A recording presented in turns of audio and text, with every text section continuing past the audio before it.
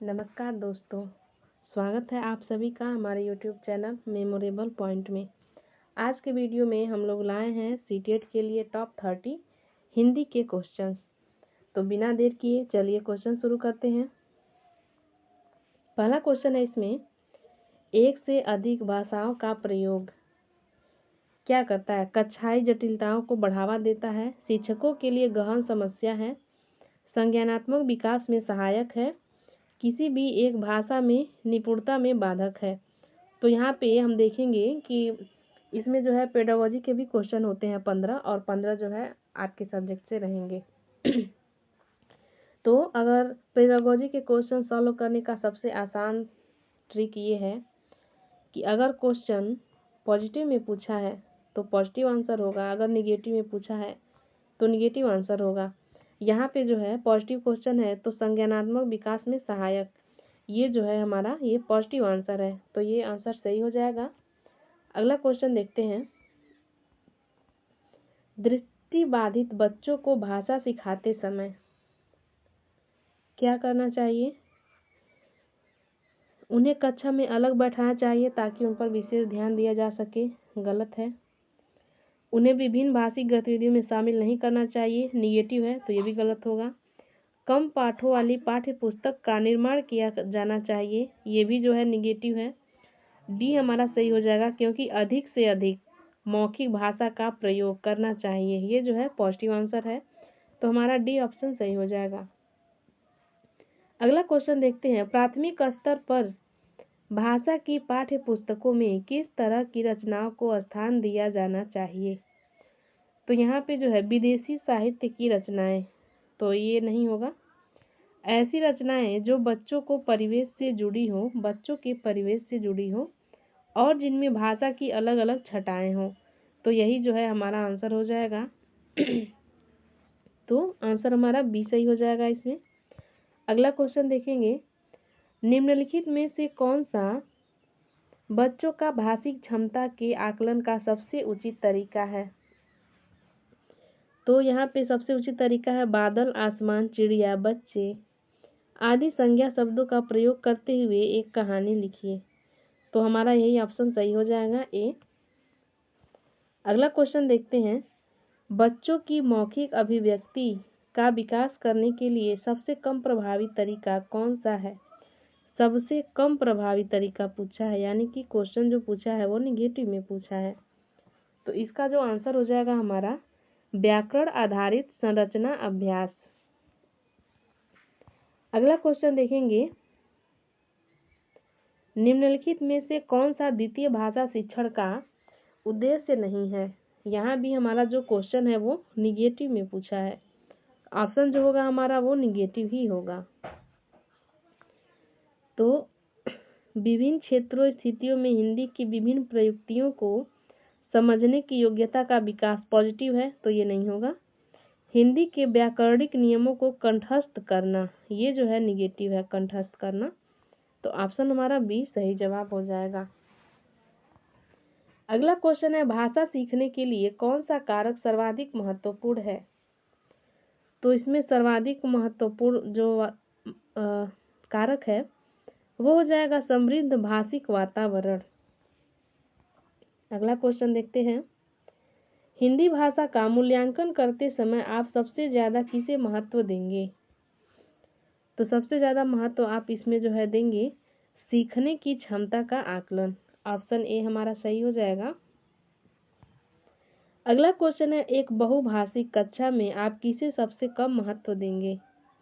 तो यहाँ पे ध्यान रहे क्वेश्चन हमारा निगेटिव है, तो इसका जो आंसर हो जाएगा हमारा वो हो जाएगा डी, बच्चों को सिखाना कि दो भाषाओं के मध्य विद्यमान समानता व अंतर का विश्लेषण कैसे किया जाता है।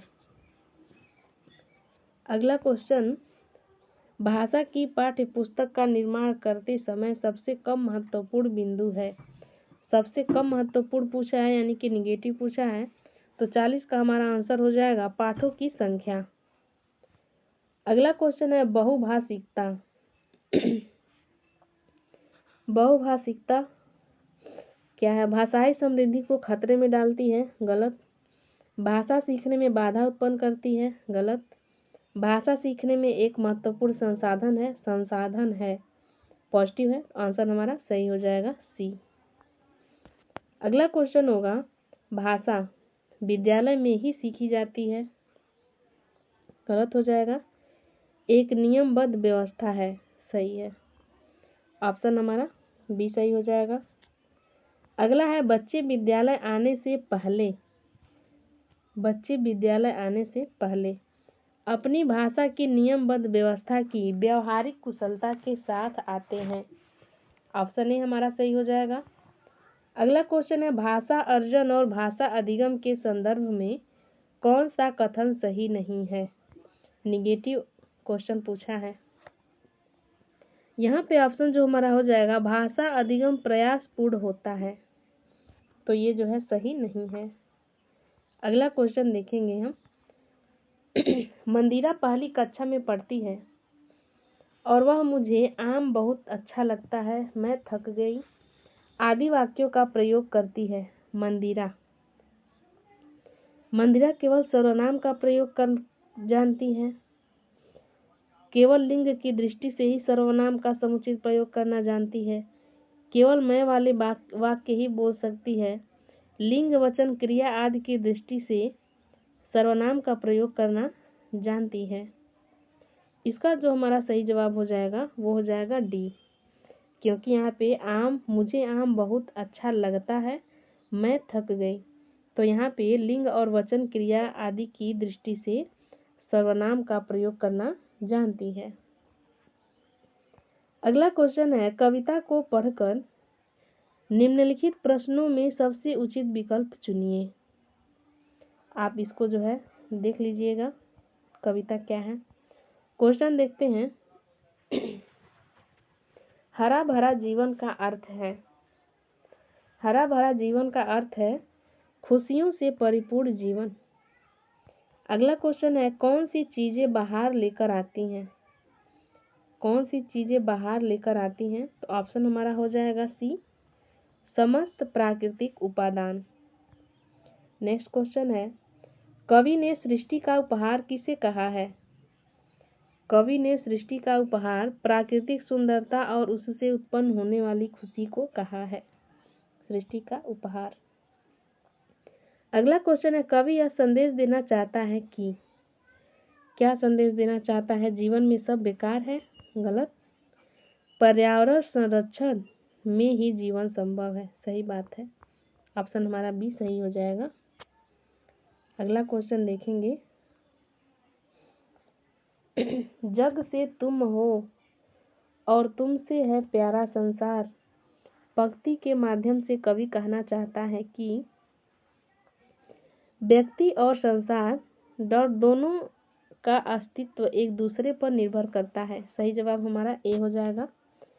अगला क्वेश्चन है, अनुपम से अभिप्राय है, अनुपम से अभिप्राय है जिसकी उपमा न दी जा सके। ऑप्शन सही हो जाएगा हमारा डी। अगला है, गद्यांश को पढ़कर निम्नलिखित प्रश्नों 22 से 30 में सबसे उचित विकल्प चुनिए। तो आप इसको पढ़ लीजिएगा, इससे क्वेश्चन हम लोग सॉल्व करते हैं। इसका, समस्याओं का हल खोजने पर आधारित अध्ययन किस विषय से जुड़ा हुआ था?